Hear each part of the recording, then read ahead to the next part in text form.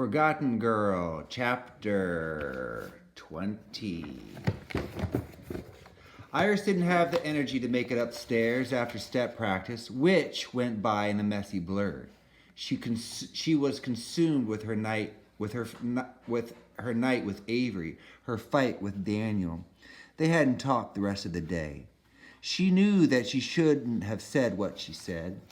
She knew it was mean, but as bizarre as the situation was, she was upset that her best friend didn't believe her. She knew she wasn't sleepwalking or having nightmares about Avery. She was communicating with the girl's spirit. And last night, during their snowball fight, she'd actually had fun doing it.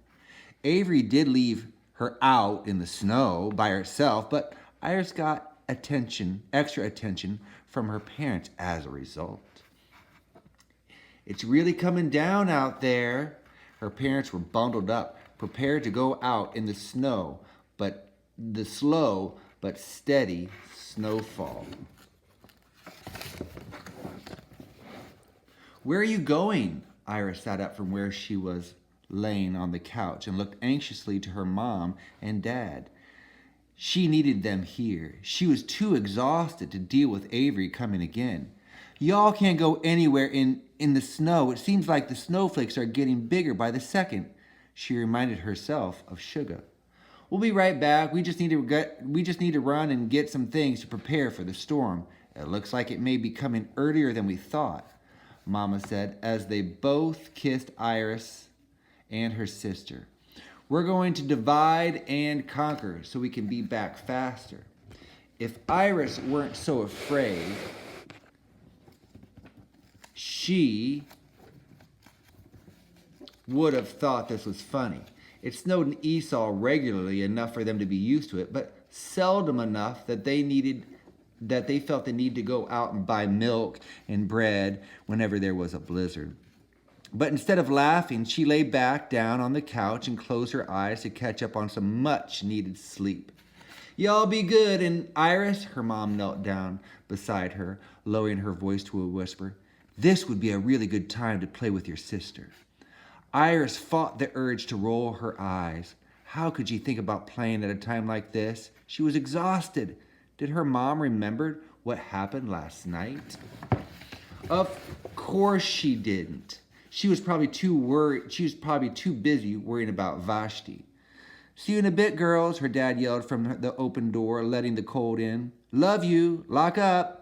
Iris ran to the door, locked it, and turned around to find Vashti standing right in front of her, grinning.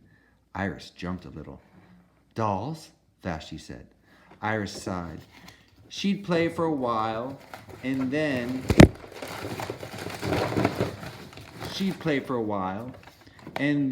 be done with it. Sure, T. Yay, I'll go upstairs and get them. Vashti ran upstairs to get her dolls, already talking to them, using different voices. Her little sister had been upstairs for a long time now. Vashti, come back down, Iris yelled. She was getting impatient. Plus, Vashti talking to the dolls was giving her the creeps. Her parents needed to hurry up. The wind was already whistling louder outside. The storm would be here soon. The lights in the living room flickered, then went out. With the curtains drawn and the storm picking up outside, Iris found herself in a pitch-black house. The dark the thing that she feared more than anything, was closing in on her. Vashti, hurry up, Iris screamed, feeling around for the stairs. She'd run to her room and get her flashlight. She took the stairs 2 at a time, despite the dark. But when she reached the landing, she saw her. Avery. Come on, Iris Rose, Avery said. Come with me. We will be remembered in a big way. Iris was trying to fight it, but she could feel that force pulling her somewhere.